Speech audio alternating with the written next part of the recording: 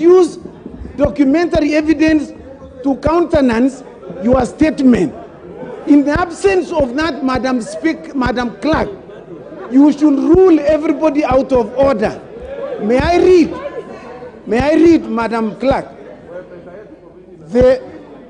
According to Standing Order 107, a member commits an act of disorderly conduct of that member if he deliberately gives false information to the House.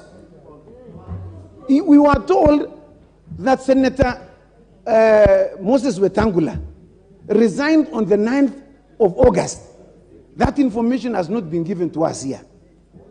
And you just allowed that member just to sit. And he's a very senior member in the bench, of the bar. And I have a lot of respect for him. My submission, kura tutapiga, where we are going to vote. My submission, Madam Clerk, in the absence of any documentary evidence contrary to your statement, I submit that we vote. Thank you.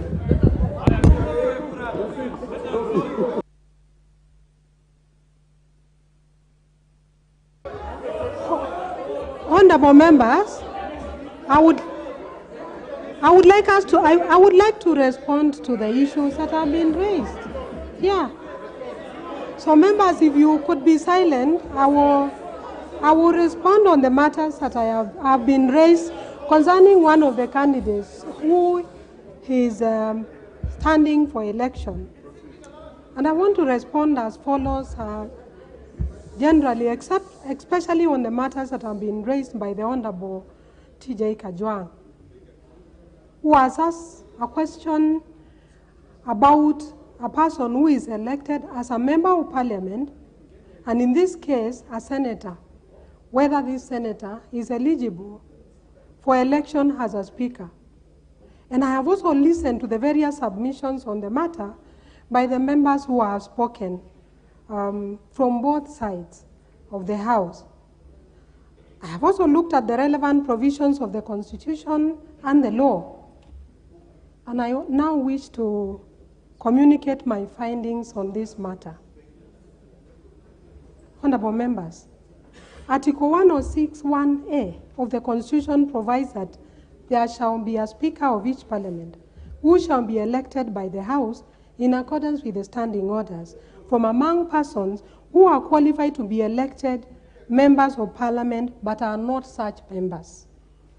The relevant qualification for election as a member of Parliament as set out in Article 99(1)(a) and (b) of the Constitution. That is, that the person is registered as a voter and also has satisfied any educational, moral, and ethical requirements prescribed by the Constitution or by an Act of Parliament. Additionally, Article 99(2) provides that a person is disqualified from being elected a member of Parliament if that person is a state officer or a public officer other than a member of Parliament has at any time within the 5 years immediately preceding the date of election held office as a member of the Independent Electoral and Boundaries Commission, has not been a citizen of Kenya for at least the 10 years immediately preceding the date of the election, is a member of a county assembly, is of unsound mind, is an undischarged bankrupt, is subject to a sentence of imprisonment of at least 6 months as at the date of registration as a candidate or at the date of election, or is found in accordance with any law to have misused or abused a state or public office, or in any way to have contravened the provisions of Chapter 6 of the Constitution. Honorable members, let me just go through my finding.